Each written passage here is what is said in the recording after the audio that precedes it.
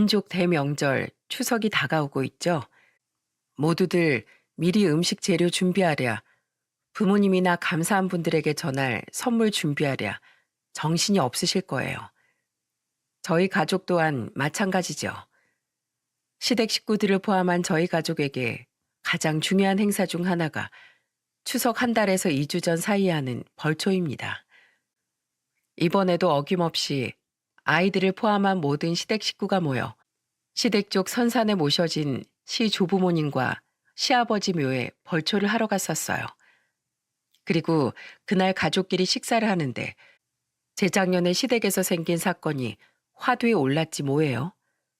그건 바로 벌초에 얽힌 대소동이었죠.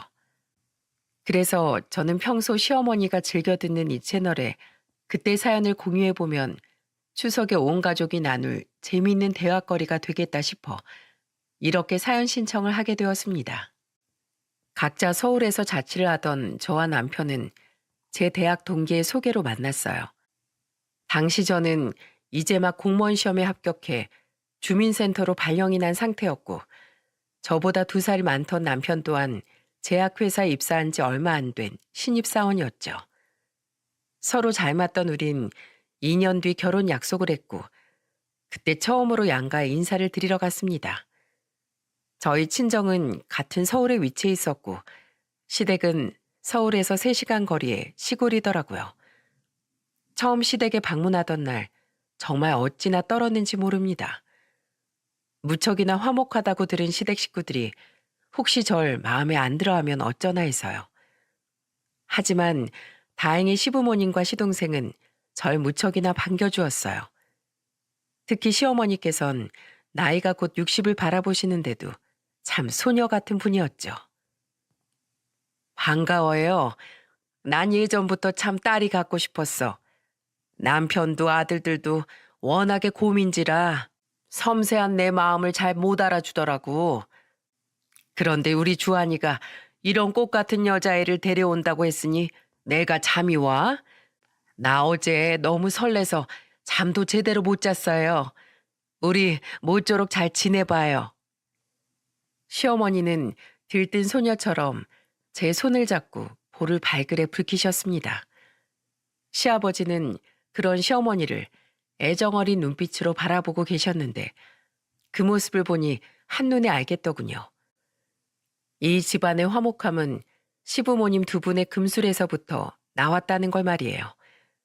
저 또한 워낙 사이가 좋으신 부모님 아래에서 외동딸로 자랐던지라 2분을 진심으로 제 친부모님처럼 여기고 따를 수 있겠다는 마음이 들었죠. 저희 친정 부모님 또한 남편을 무척이나 반겨주셨습니다. 남편이 인사를 하고 돌아간 날 엄마는 흐뭇한 표정으로 이렇게 말씀하시더라고요. 부모님께 사랑 많이 받고 자란 티가 나더구나. 그런 부모님 아래에서 건실하게 잘 자랐으니 너한테도 좋은 남편이 될 것 같아. 그렇게 우리는 양가의 축복 속에 결혼을 하게 되었습니다. 그때가 제 나이 29이었죠. 남편과 시동생은 무척이나 효자였어요.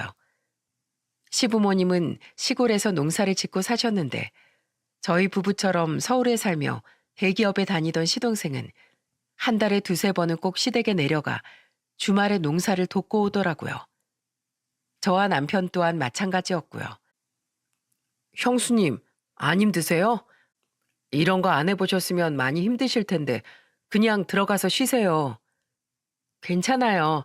제가 뭐 쌀농사를 짓는 것도 아니고 그냥 여기 작은 텃밭에 김장할 배추 모종 심는 건데요 뭘. 재밌기도 하고 밖에 나와서 어머님 아버님이랑 도련님하고도 이렇게 수다를 떨 수 있으니 즐겁기도 하고요. 새아가 쉬엄쉬엄 하렴. 너희 시어머니 옆에서 말동무나 해주면서 말이야. 네 시어머니는 네가 내려온다고 하면 아침부터 아주 신이 나서 가만히 있질 못한다. 시댁 식구들과 함께 시간을 보내다 보면 시간 가는 줄 모르고 즐거웠어요. 저는 그렇게 스펀지에 물이 스며들듯 아주 자연스럽게 시댁 식구들 사이에 녹아들 수 있었습니다. 그리고 시동생이 결혼을 해서 사이 좋은 동서 또한 얼른 생겼으면 좋겠다는 혼자만의 바람을 마음속에 간직하고 있었죠. 하지만 제 바람은 결국 이루어지지 못했습니다.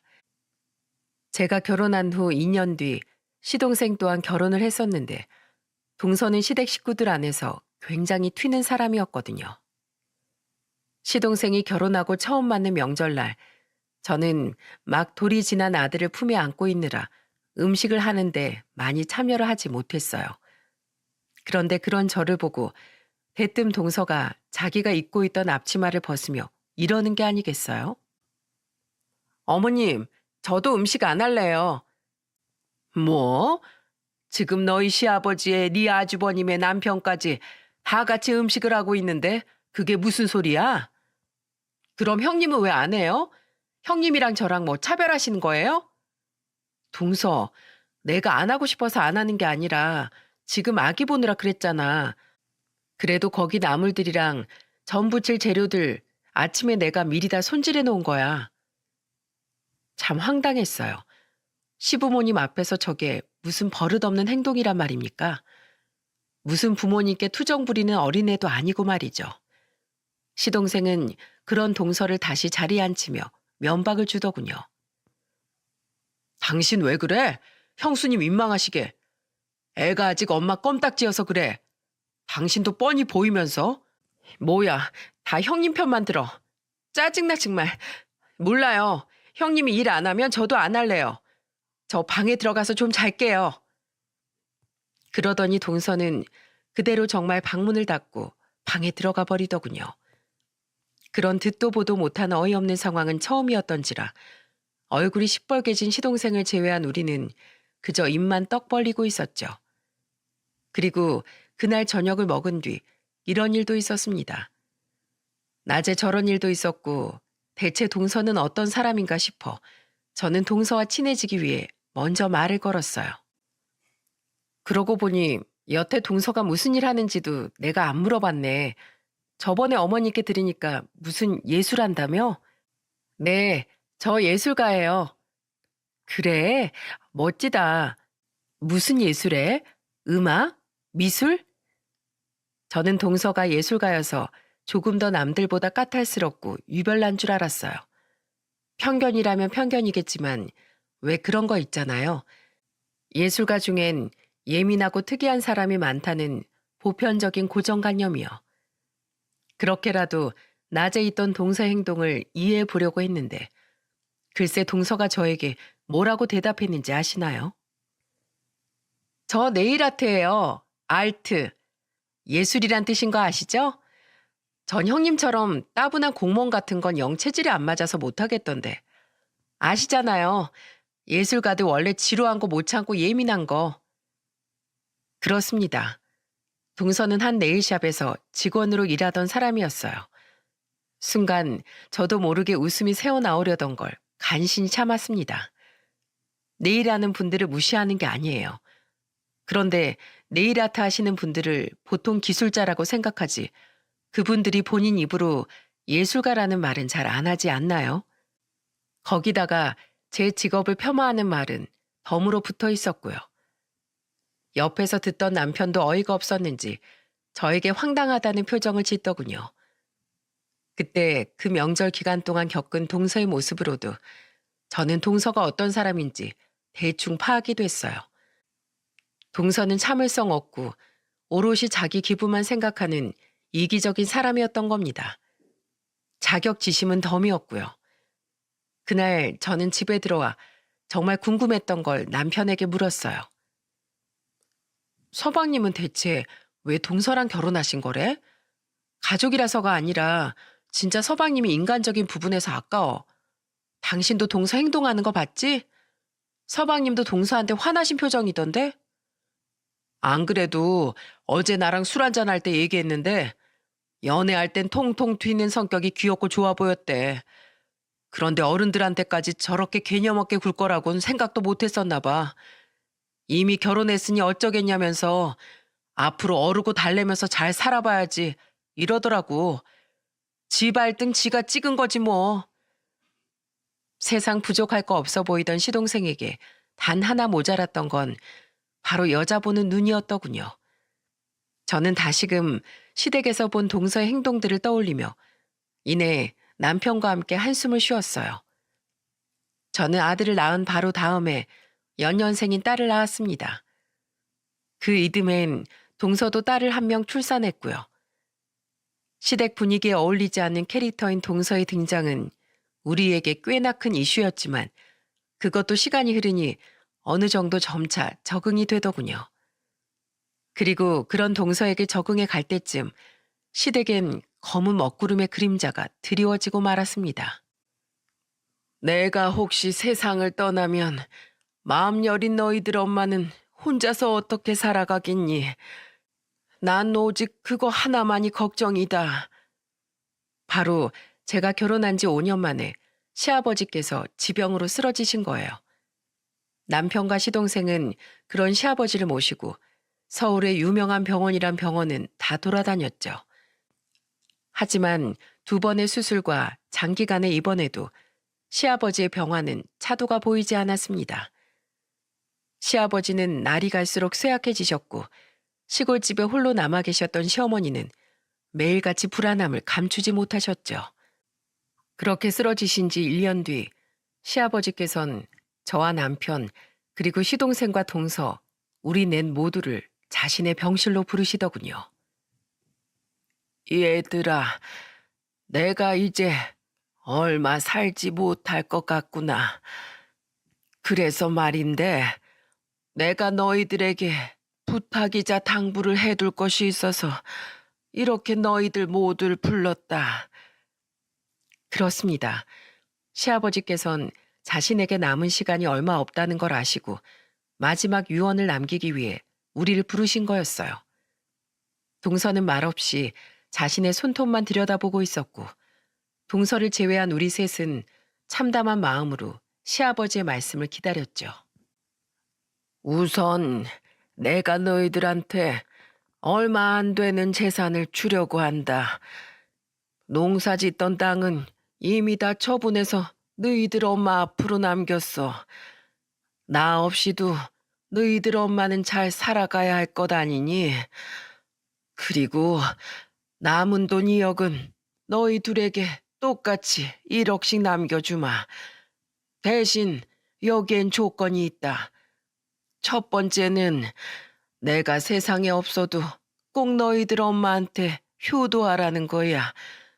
너희들도 알다시피 곱디고 온 너희들 엄마 농사꾼인 나한테 시집와서 고생 참 많이 했다. 그래도 힘든 내색 한 번 없이 늘 웃으며 자식인 너희 둘도 훌륭하게 키운 사람이야. 그러니 나 없이 혼자 남겨질 너희 엄마한테 나한테 하던 못까지 더 잘해드려라. 알았지? 그리고 2번째는 형제 사이에 의상하지 않도록 언제까지고 우애 좋게 지내라는 거다. 너희 2 며느리도 마찬가지야. 절대 싸우지 말고 서운한 거 있어도 대화로 풀고 형제들끼리 싸우는 것만큼 볼썽 사나운 짓거리도 없다. 너희가 싸우면 그것만큼 너희들 엄마 가슴에 대못을 박는 일도 없을 거야. 마지막 3번째는 꼭 집안 행사인 참석하거라. 서울에서 내 집까지 차로 3시간이나 걸리는 거리지만 그래도 그 핑계로 서로 얼굴을 보고 살아야 사이가 더 돈독해지는 거야. 그래야 시골에 혼자 있는 너희들 엄마도 덜 쓸쓸하고 외로워하지. 항상 둘이 있던 그 집에서 너희 둘 엄마가 혼자 남아있으면 얼마나 두렵고 우울하겠니. 너희들 엄마랑 떨어져서 이곳에 혼자 누워있는 나도 이렇게 무섭고 쓸쓸한데. 그러니까 명절, 제사, 너희들 엄마 생일, 마지막으로 벌초까지 잘 챙기고 니들 엄마에게 얼굴 꼬박꼬박 비춰야 돼. 특히 내 무덤뿐만 아니라 너희 할아버지 할머니 무덤 벌초도 성실하게 해야 한다. 조상님 묘를 살피는 일은 아주 중요한 거야. 선산에 있는 다른 조상님들 묘도 한 번씩 살피고 주한이, 주영이, 그리고 큰 며느리, 둘째 며느리까지 모두 알았지? 네, 아버지. 네, 아버님. 남편과 시동생은 무거운 표정으로 대답을 했고 저는 눈시울을 붉히며 고개를 끄덕였죠. 유산을 남겨주신다는 명목으로 조건이란 이유를 갖다 붙이셨지만 시아버지 말씀은 결국 전부 다 시어머니를 걱정하는 내용들 뿐이라는 걸 절실히 느낄 수 있었으니까요.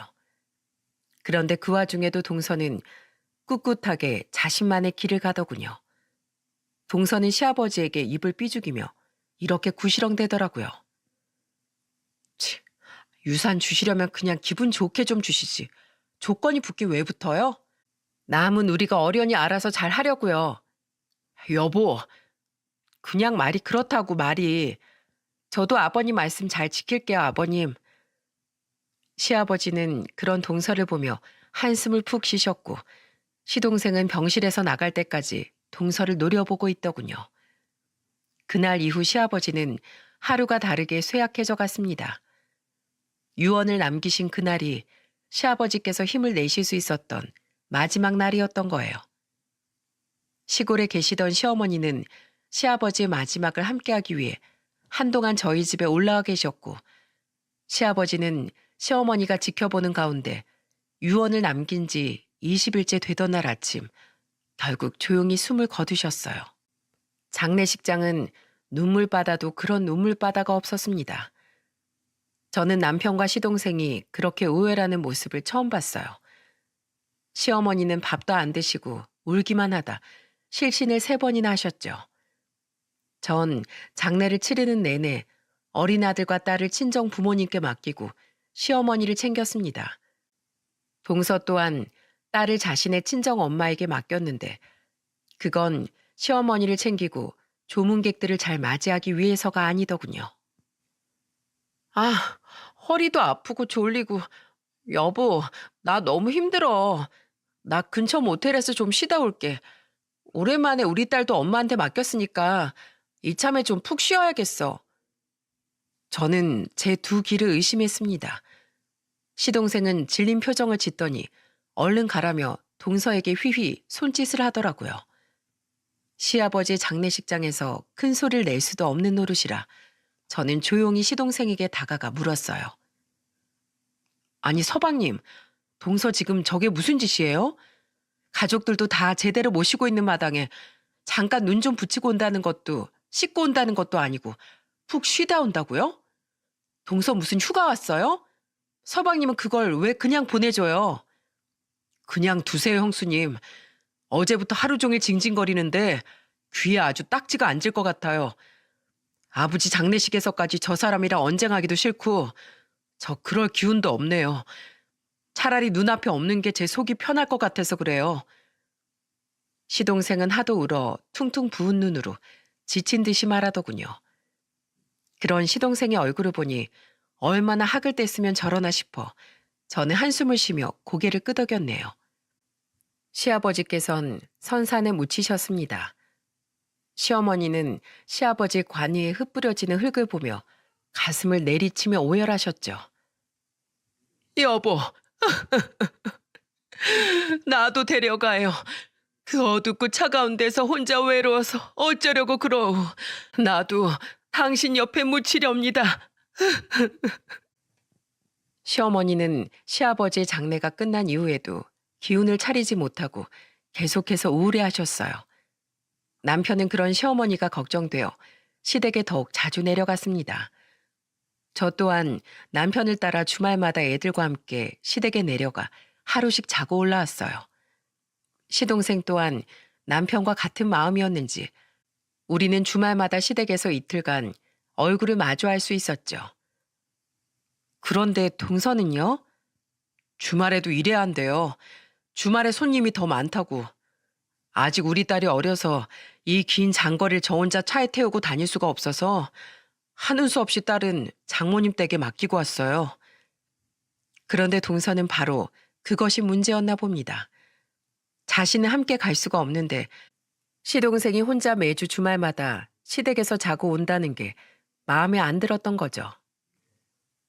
시동생이 통화하는 내용을 들어보니 두 사람은 그 일로 몇 번이나 다투던 것 같았는데 문제는 어이없게도 동서가 시동생이 바람을 피우는 건 아닌지 의심을 하고 있었다는 거예요. 엄마 집이라고 엄마가 걱정돼서 왔다는데 왜 똑같은 걸 매주 물어봐? 딴 여자랑 놀러 간 거 아니냐고? 당신 지금 제정신이야? 아버지 돌아가신 지 얼마나 됐다고 자식인 나한테 그런 말을 해? 동서의 의부증에 시동생은 진절머리를 내더군요. 그러다 시아버지가 돌아가신 지 3개월 후 동서는 결국 사고를 치고 말았어요. 그날도 여전히 주말을 맞아 우리 부부는 시댁에서 시동생을 만나게 됐는데 그날은 유독 시동생의 안색이 어둡더라고요. 남편이 무슨 일이냐고 거듭 묻자 시동생이 무겁게 입을 열었습니다. 그런데 시동생의 입에서 나온 말은 정말 우리의 상상을 초월하는 일이더군요. 형, 나 이혼할까 봐. 이혼? 왜? 요새도 재수 씨랑 많이 싸워? 그거도 그건데, 아휴, 진짜 내가 어디 가서 말하기도 창피하다. 월요일에 회사 끝나고 회식이 있었거든? 그러다 내가 담배 한 대 피우려고 회식하던 가게 밖으로 나갔는데 어떤 남자가 자꾸 날 훔쳐보는 것 같은 거야. 그냥 내 오해인가 싶었는데 웬걸? 그놈이 내가 자기를 발견한 걸 몰랐는지 내 사진까지 찍대. 그래서 냅다 뛰어가서 너 누구냐고, 왜 내 사진을 찍냐고 뒷덜미를 잡아채면서 물으니까 그놈이 눈치를 보다가 실토하더라. 집사람이 내가 외도를 것 같다고 심부름센터에 내 뒷조사를 부탁했대. 진짜 어이가 없어서. 그래서 내가 그놈한테 그랬어. 내가 외도하는 증거 잡았냐고. 당연히 못 잡았겠지. 그런 적이 없으니까. 내가 그놈한테 당신이 조사한 내용 있는 그대로 집사람한테 알려주면서 이 말도 전달하라고 했어. 유나 엄마 당신이 아무런 증거도 못 잡았을 땐 이혼할 각오하라고. 그리고 심부름센터 직원에게 시동생의 말을 전해들은 동서는 시동생에게 차마 먼저 말은 꺼내지 못하고 벌벌 떨고 있더랍니다. 시동생은 그런 동서의 모습을 지켜보다가 그날 시골에 내려온 거고요. 며칠 뒤 시동생은 남편에게 전화를 걸어 동서에게 이혼을 통보했다고 이야기하더군요. 근데 자기는 절대 이혼 못하겠다고 무릎까지 꿇고 내 앞에서 싹싹 빌더라. 애처럼 엉엉 울면서 제발 마지막 기회를 달라고 말이야. 자기가 2번 다시는 안 그러겠대. 그래서 나도 조건을 걸었어. 한 번만 더 의심하거나 우리 집 사람들에게 예의 없는 행동을 하면 그땐 뒤도 돌아보지 않고 이혼이라고. 아예 각서까지 써놨어. 나중에 딴소리 할까 봐. 형, 나 정말 우리 딸만 아니었으면 이렇게 지저분하게 굴 것 없이 100번이고 1000번이고 그냥 이혼하고 싶다. 그렇게 시동생은 결국 동서를 용서해 주었고 이후 시댁 행사에서 마주칠 때마다 동서는 정말 입을 꾹 다물고 있더라고요. 그래도 입이 뚫린 사람인지라 가끔 뇌를 거치지 않은 듯한 말을 한 번씩 내뱉긴 했는데 동서가 얼마나 개념이 없는 사람인지 시댁 식구들 모두가 알았던지라 그 정도는 애교 수준으로 느끼고 그냥 넘어갔죠. 시아버지께서 돌아가신 지 3년쯤 지난 어느 날이었습니다. 그쯤엔 시어머니 우울증도 많이 잦아들어 예전처럼 웃기도 많이 웃으시고 어느 정도 기운도 많이 차리셨죠. 그래서 저희와 시동생네도 매 주말 시댁에 가던 일을 멈추고 한 달에 한 번 정도만 아이들을 데리고 찾아뵙고 있었죠. 그날도 여느 때처럼 저는 주민센터에 출근해 일을 하고 있었는데 회사에서 한창 일할 시간인 남편이 갑자기 저에게 전화를 걸더라고요. 그리고 전화를 건 남편의 입에서 나온 말은 굉장히 다급한 소식이었습니다. 여보, 우리 엄마 옆집에 사는 아주머니께서 나한테 전화해 주셨는데 엄마가 아주머니랑 텃밭일을 하다가 갑자기 쓰러지셨대. 지금 시내에 있는 병원으로 옮기고 있다고 나한테 얼른 와보라길래 나 회사에 급하게 얘기하고 지금 시골 내려가는 중이야. 주영이도 금방 내려오겠대. 뭐? 알았어. 나도 얼른 일 마치고 뒤따라 갈게. 도착해서 어머님 상태가 어떤지 먼저 좀 알려줘. 너무 무서웠습니다. 지난날 갑자기 쓰러진 이후로 영영 병상을 털고 일어나지 못하셨던 시아버지 생각이 나서요. 일을 마친 전 초등학교 저학년인 아이들을 친정 부모님께 부탁했고 친정 부모님께선 시어머니를 무척이나 걱정해 주셨어요. 강서방 속이 말이 아니겠다. 얼른 내려가 봐. 애들은 우리가 알아서 내일 학교 잘 보낼 테니까. 밤늦게 시댁에 내려가 보니 절 제외한 동서와 시동생, 유치원생이던 시동생의 딸까지 모두 병원으로 와 있더군요. 시어머니는 심정지가 오셨다고 해요. 그래도 다행히 옆에 사람이 있어 빠른 응급처치를 받고 늦지 않게 병원에 도착한 덕에 시어머니는 목숨을 건지실 수 있었죠. 하지만 시어머니는 결국 평생 인공심장 박동기를 달고 사실 수밖에 없게 되었습니다. 심장에 무리가 가거나 스트레스를 받거나 하는 일을 최대한 피하셔야 해요. 그러니까 평소에 어머니 곁에서 자제분들이 잘 살펴주셔야 합니다. 의사는 우리들을 향해 당부 또 당부를 하더군요. 우리는 아프신 시어머니를 시골에 그대로 내버려 둘 수가 없었어요. 남편은 제일 먼저 시어머니를 우리 집으로 모시자는 이야기를 꺼냈고 저는 그런 남편의 말에 두 말 없이 따랐죠. 남편이 굳이 말을 하지 않았어도 제가 먼저 그 이야기를 꺼냈을 테니까요. 하지만 시어머니는 저희 집에 온 지 5개월 만에 다시 시골로 내려가셨습니다. 어머님, 거기 혼자 계시다가 또 무슨 일 생기면 어쩌려고 그러세요? 그러지 말고 저희 집에서 저희랑 저희 애들이랑 같이 사세요. 네? 애들도 어머님 오시니까 얼마나 좋아했는데요.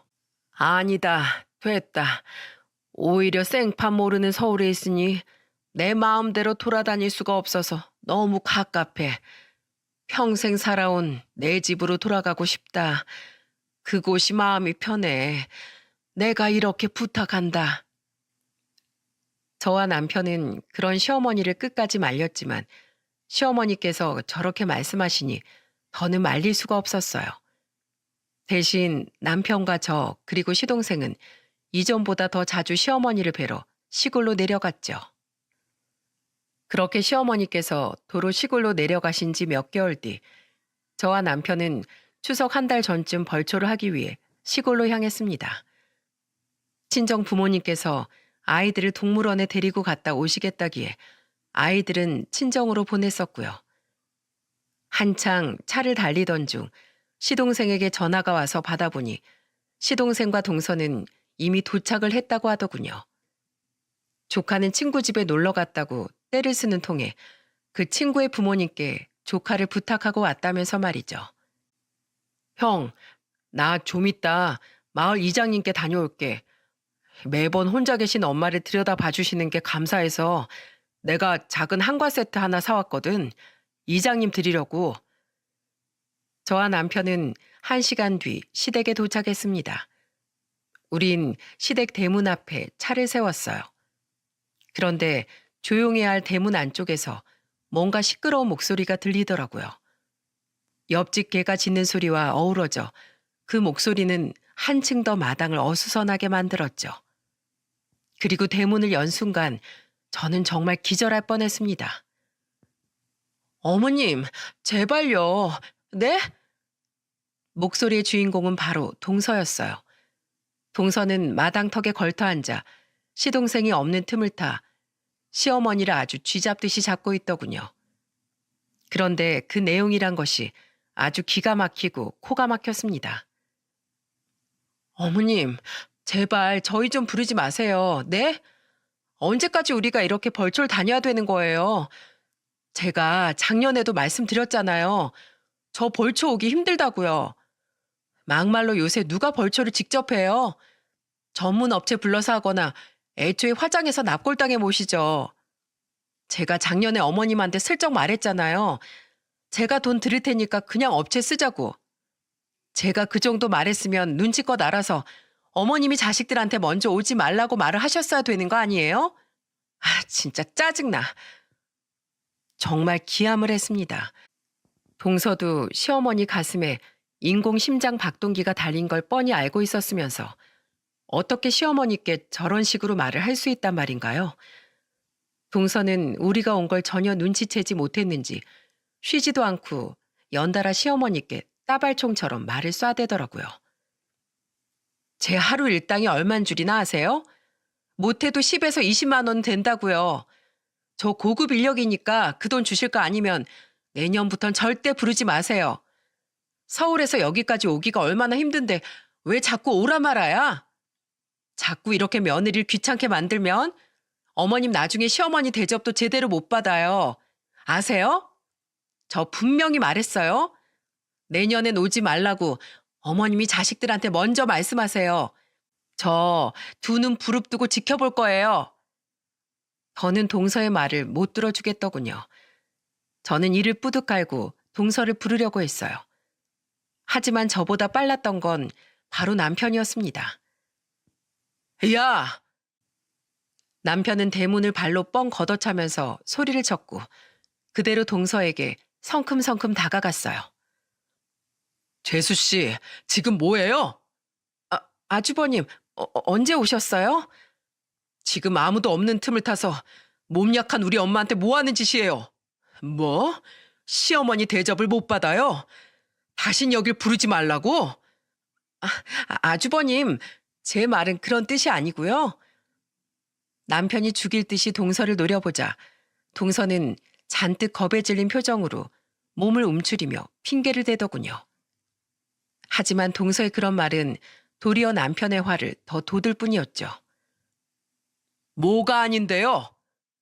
그게 사실 그렇잖아요. 서울에서 여기까지 왕복 기름값에 오며 가며 길바닥에 버리는 시간이 얼마나 아까워요. 그냥 사람 쓰면 편할 일을. 시간 낭비고 돈 낭비잖아요. 말하는 꼬라지 봐라. 우리 아버지한테 1억 받아먹으면서 재수 씨가 직접 대답했잖아요.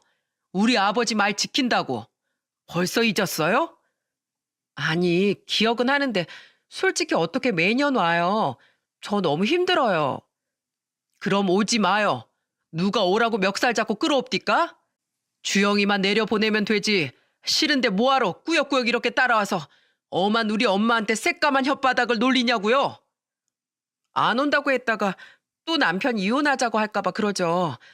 그러니까 제가 어머님한테 남편도 오지 말라고 하라고 이렇게 부탁하는 거 아니에요.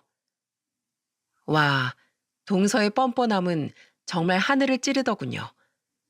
남편은 열이 받아 얼굴이 시뻘개진 채로 윽박질렀습니다. 이거 진짜 개념 없는 여자네. 재수 씨 귀엔 재수 씨가 하던 말이 부탁으로 들립디까? 그럼 이비인후 가든 정신병원이든 한번 가보시오. 아니면 초등학교 다시 가서 국어부터 다시 배우고 오던가. 어디서 우리 엄마한테 말을 그따위로 해요? 우리 엄마 놀라면 안 되는 거 몰라요? 우리 엄마 이러다 또 쓰러지면 그쪽이 책임질 거야? 내가 진짜 여태 내 동생 아내라 참고 한마디도 안 했는데 당최 생각이라는 건 하고 삽니까? 해도 될 말 안 될 말 구분 못해요? 예? 주하나 그만해라 그만해. 쟤도 오죽했으면 저러겠니. 그래 둘째 며느라 내가 주영이한테 얘기하마. 내년부턴 둘이 같이 오지 마. 내가 괜히 살아있어가지고 자식들한테 분란만 만들어주는구나. 시어머니는 잔뜩 흥분한 남편을 가운데서 막아서며 눈물을 흘리셨어요. 저는 황급히 시어머니를 품에 꼭 안고 시어머니를 달래드리려 애를 썼죠. 어머님, 울지 마세요. 왜 우세요? 그때였어요. 시어머니의 등을 다독이며 무심코 대문 쪽을 바라봤는데 그곳엔 한 사람이 땅에 박힌 듯 우뚝 서 있더군요. 엄마. 그 사람은 바로 이장님 댁에 다녀온 시동생이었습니다. 시동생은 모든 이야기를 다 들은 눈치였어요. 하긴 워낙에 고성이 오갔으니 대문 밖에서부터 목소리가 훤히 다 들렸겠죠. 시동생은 제 품에 안겨 흐느끼는 시어머니를 보더니 그만 이성을 잃고 만 것 같더군요. 시동생은 잠시 주저함도 없이 곧장 동서에게로 다가갔습니다. 여보, 이게 말이지. 아! 그리고는 말 그대로 정말 복날 개 패듯 동서를 눈물나게 짓밟기 시작했어요.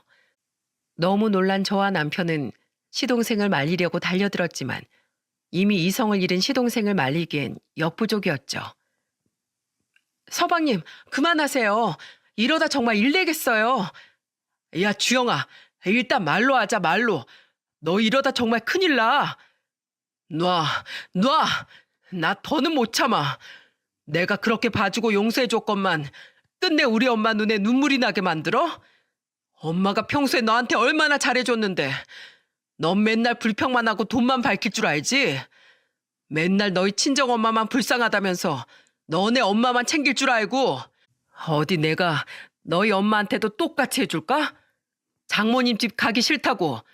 제발 귀찮게 매번 손녀 보고 싶다고 부르지 좀 말라고 윽박질러줘? 네가 여기 와봤자 1년에 몇 번이나 온다고. 그걸 못 참고 우리 엄마 가슴에 피 먹을래? 네가 인간이야? 어? 나 너랑 도저히 더는 못 살겠다. 이러다가 형제 사이도 무너지고 엄마 가슴에 대목만 더 받게 생겼어. 너 내가 분명 경고했지? 한 번만 더 이런 일 있으면 이혼이라고. 여기서 당장 나가. 여보, 내가 미안해. 잘못했어. 닥쳐! 시동생은 동서를 거의 끌고 가다시피 하며 대문 밖으로 쫓겨낸 후 대문을 잠가버렸습니다. 동서는 계속해서 대문을 쾅쾅 두드렸지만 시동생은 꺼지라는 말만 거듭 외치더군요. 그리고는 동서가 밖에서 뭐라고 소리치든 말든 아랑곳하지 않고 시동생은 시어머니 앞에 털썩 무릎을 꿇었어요. 엄마, 저런 여자를 며느리라고 데려와서 죄송합니다. 제가 사람 보는 눈이 너무 없어서 엄마한테 상처만 드렸어요. 아이고, 얘가 왜 이래? 얼른 일어나라. 무릎 아파. 시어머니는 눈가에 눈물이 그렁그렁 맺힌 채 시동생을 일으키셨어요. 그리고는 한숨을 쉬시며 이렇게 말씀하셨죠. 그래, 요즘은 다들 돈 주고 사람 써서 벌초하더라. 내년부턴 그냥 사람 써서 할 테니 너희들 그냥 내려오지 마. 애들 키우랴 일하랴 너희들 너무 바쁜데 주말에 너희도 쉬어야지. 이 엄마랑은 그냥 추석 때 보면 되니까 그렇게 하자. 내가 괜히 너희 얼굴 한번 더 보고 싶은 마음에 욕심을 부렸어. 엄마가 미안하다. 엄마, 그게 무슨 말씀이세요?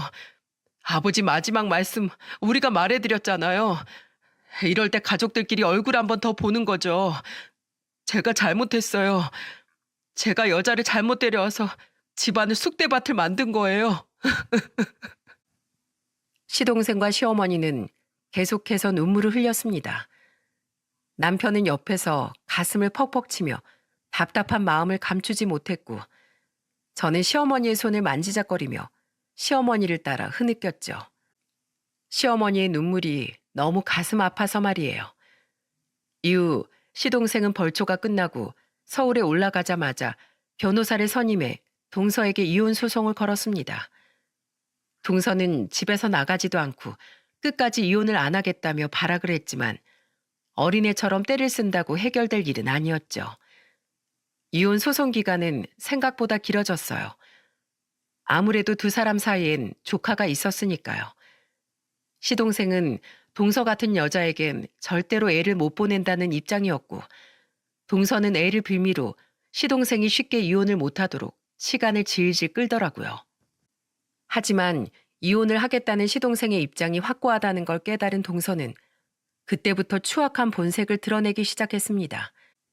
시댁에 있을 때 동서가 시동생에게 전화를 걸어 내건 조건이라는 걸 옆에서 함께 들은 저와 남편은 기가 막힌 나머지 혀를 내둘렀죠. 좋아, 유나 당신이 데려가. 당신한테 양육권, 친권 전부 다 줄게. 대신 그동안 내가 유나 낳아주고 키워준 값 그거 일시불로 줘. 내 청춘 다 바친 대가 말이야. 나 아직 젊은데 새 인생 살아야지. 그러려면 돈이 필요하지 않겠어? 그 돈 준다고 약속하면 2번 다시 애 앞에 나타나지도 않을게. 싫으면 계속 이대로 지저분하게 나랑 싸워보던가. 난 아쉬운 거 없어. 이혼 판정이 날 때까지 계속 이 집에서 버티면 되는 거고, 이혼 불가 판정 나면 아싸 땡큐 하고 이 집에서 계속 눌러붙어 살면 그만이야. 동서는 자신이 굉장히 유리한 입장에 서 있다고 생각하는 것 같았지만 세상이 그렇게 만만한가요? 천만의 말씀, 만만의 콩떡이죠. 시동생은 그동안 자신의 딸과 배우자에 대한 의리를 지키려 동서를 참아줬다 뿐이지 절대로 호구가 아니었거든요. 시동생은 동서의 모든 말을 전부 녹음하고 있었습니다. 시동생은 동서의 말이 녹음된 음성 파일과 몇 년 전 동서가 시동생에게 사람을 붙여 뒷조사를 했던 증거자료, 의부증과 가정에 소홀했던 모든 증거를 법원에 제출했어요. 그리고 결국 법원은 시동생의 손을 들어주었죠. 이게 뭐야 진짜. 그리고 더 웃긴 건 오히려 동서가 시동생에게 돈을 토해내게 되었다는 거였습니다. 법원을 빠져나오며 동서는 잔뜩 울상이 된 표정을 숨기지 못했어요. 왜냐하면 동서는 조카에 대한 양육비로 매달 70만 원을 지급하라는 판결을 받았거든요. 게다가 재산 분할 또한 시동생의 기여도가 더 컸다는 사실을 인정받아 시동생은 집을 포함해서 아주 많은 지분의 재산을 가져올 수 있었죠. 내가 돈이 어디 있어서 매달 70만 원씩이나 보내냐고. 내 집, 내 돈. 결국 동서는 법원 앞에서 엉엉 울기 시작했습니다. 남편과 저 그리고 시동생은 그 모습을 굉장히 한심한 표정으로 지켜보고 있었는데 마침 우리를 발견한 동서는 눈물 콧물을 흘리며 우리 쪽으로 달려오더군요. 그리곤 한다는 짓이 정말 5살 먹은 어린애도 아니고 가관도 그런 과관이 없었습니다. 동서는 시동생의 팔을 붙잡고 매달리며 애원을 하더라고요. 여보, 내가 미안해. 앞으로 나 벌초 한 번도 안 빠지고 잘 따라다닐게. 그땐 내가 좀 미쳤었나 봐. 여보, 나 한 번만 봐줘. 어? 나 안 봐주면 바닥에 드러누울 거야. 당신네 회사 앞에 가서 시위도 할 거야. 아, 여보, 봐줘. 봐달라고. 나 돈 없어. 나 이혼 못해. 안 해. 시동생이 아무런 반응이 없자 그 여자는 으름장도 놓아보고 화도 내보고 때까지 쓰는 등 할 수 있는 진상짓은 전부 다 하더군요. 보는 제가 다 창피해질 정도로 말이죠. 시동생은 동서를 떨쳐내려고 노력했지만 동서는 아주 끈질겼습니다. 결국 저와 남편은 동서의 어깨를 붙잡고 동서를 떼어냈고 동서는 타겟을 바꿔 갑자기 제게 소리를 지르더라고요. 야, 이 가식적인 인간아. 같은 며느리 네가 하도 착한 척 여우짓은 다 하니까 내 남편이 날 더 고깝게 봤던 거 아니야. 내가 이혼한 건 다 너 때문이야. 책임져. 책임지라고. 종로에서 뺨 맞고 한강에서 화풀이 한다더니 이게 딱 그 꼴이네. 저기 동서. 아니 유영경 씨. 세상은 뿌린 대로 거두는 거야. 당신이 남편 부모도 자기 부모 대하듯 했어봐. 지금쯤 당신 남편, 당신 업고 다녔을걸? 내가 진짜 서방님이 민망해질까봐 당신한테 하고 싶은 말 꾹 참았는데 내가 마지막으로 경고할게. 당신 계속 말 그딴 식으로 하고 다니면 그거 언젠가는 다 당신한테 돌아오게 될 거야. 지금도 봐. 당신이 혓바닥 잘못 놀리고 산 대가가 바로 이거잖아. 그러니까 앞으로 제발 그 입 아예 꿰매버리고 살아. 그게 당신한테 몇 배는 더 이득일 테니까. 아, 뭐라는 거야 저게? 너 앞으로 내가 가만두나 봐. 너나 두고 봐. 따로 가게 손님들 빼돌려서 현금 받고 탈세하는 거 너네 가게랑 국세청에 확 꼰질러 버리라니까. 제 마지막 말에 그 여자는 그제야 입을 꾹 다물고는 저를 노려보더군요. 저는 드디어 저 개념 없는 여자 입을 다물게 한 것 같아 속이 다 시원했죠. 그게 그 여자를 본 마지막이었습니다. 이후 그 여자는 시동생의 집에서 짐을 싸고 나갈 수밖에 없었고 그제야 시동생은 조카와 함께 드디어 집안의 평화를 찾을 수 있었어요. 그렇게 지금은 벌초 소동이 벌어진 지 2년이 지났죠. 그 사이 우리에게 일어난 가장 큰 변화는 다름 아닌 시어머니께서 시골집을 정리하고 시동생네 집으로 올라오셨다는 겁니다. 그 여자와의 이혼이 완전히 정리된 후 시동생은 시어머니를 걱정한 나머지 최후의 카드를 꺼내들었거든요. 시어머니께서 시동생의 집으로 올라오지 않는다면 시동생이 조카와 함께 시골로 내려가겠다면서 말이죠. 잘 다니던 대기업을 때려치우고 말입니다. 시어머니는 자신 때문에 그 좋은 직장까지 그만두겠다는 시동생의 말에 하는 수 없이 항복을 하고 시동생의 집으로 올라오시게 된 거죠. 결국 지금 시어머니는 시동생과 시동생의 딸 이렇게 셋이 함께 시동생네 집에서 살고 계십니다. 가끔 답답하실 때마다 시골집을 오가기도 하시면서요. 시어머니께서 더 이상 혼자 계시지 않으니 저도 남편도 전보다 훨씬 마음이 편합니다. 시골에 사실 때보다 거리도 훨씬 가까워져서 시어머니를 뵈러 가기도 편해졌고요. 어머머 왔니? 네, 어머님. 어머님 좋아하시는 깻잎 무침이랑 굴비 좀 가져왔어요. 아이고, 매번 이렇게 바리바리 싸우지 좀 말라니까. 유나야, 나와봐라. 네가 제일 좋아하는 큰엄마랑 네 사촌 오빠, 사촌 언니 왔다. 저는 일주일에 한두 번씩 반찬을 싸들고 저희 아이들과 함께 시동생 집에 놀러 갑니다. 시어머니와 조카를 보기 위해 말이죠. 순서대로 1살 터울인 제 아들과 딸 그리고 조카는 무척이나 사이가 좋아서 오히려 저나 남편보다 아이들이 시동생 집에 가는 일을 더 좋아할 정도랍니다. 저희 엄마는 그런 시댁의 이야기를 들을 때마다 내심 부러워하시곤 합니다. 우리도 애들을 하나나 둘 더 낳을 걸 그랬어요. 집안이 좀 복잡거리는 맛이 있어야 되는데. 난 당신만으로도 이 집이 꽉 차 보이는데. 하지만 아빠는 그런 엄마를 누구보다 옆에서 잘 보듬어주고 계신답니다. 두 분의 금술이 워낙 좋아 친정 부모님에 대한 걱정은 조금 내려놓고 있는데 한편으로는 저희 시부모님이 생각나 도리어 걱정이 되기도 합니다. 두 분 사이가 좋으셨던 만큼 한 분이라도 먼저 돌아가시게 된다면 남은 한 분께서 받을 상처가 너무 클까 봐서 말이죠. 그땐 우리가 남은 당신 부모님 꼭 모시고 살자. 당신이 우리 부모님께 잘한 만큼 내가 몇 배로 장인 장모님께 더 잘할게. 남편은 괜히 사서 걱정하지 말라며 저에게 저런 약속을 해주었습니다. 저는 그런 남편의 말이 고마워 그럴수록 시어머니께 더 잘하려고 노력하고 있죠. 이렇듯 동서 한 명이 빠진 후 우리들은 전보다 훨씬 더 평화롭고 행복하게 살아가고 있습니다. 집안에 사람이 한 명 빠진 것만으로도 집안 분위기가 이렇게 달라지다니 참 다행이기도 하고 씁쓸하기도 한 일이죠. 시동생에게 듣기로 그 여자는 이혼한 지 몇 개월도 되지 않아 다른 남자와 살림을 합쳤다고 합니다. 이혼하기 싫다고 그렇게 발악을 해대더니 기가 차서 헛웃음이 다 나더라고요. 그냥 그 여자는 딱 그 정도인 사람인 거였겠죠. 이렇게 말해도 될지 모르겠지만 조금 늦긴 했어도 저는 저희 시동생이 이혼하길 천만 다행이라고 생각합니다. 저는 앞으로 이 집안에 딱 하나 남은 며느리로서 여태껏 그래왔던 것처럼 집 안과 밖이 모두 평화롭고 행복하게 유지될 수 있도록 노력해 나가려고 합니다.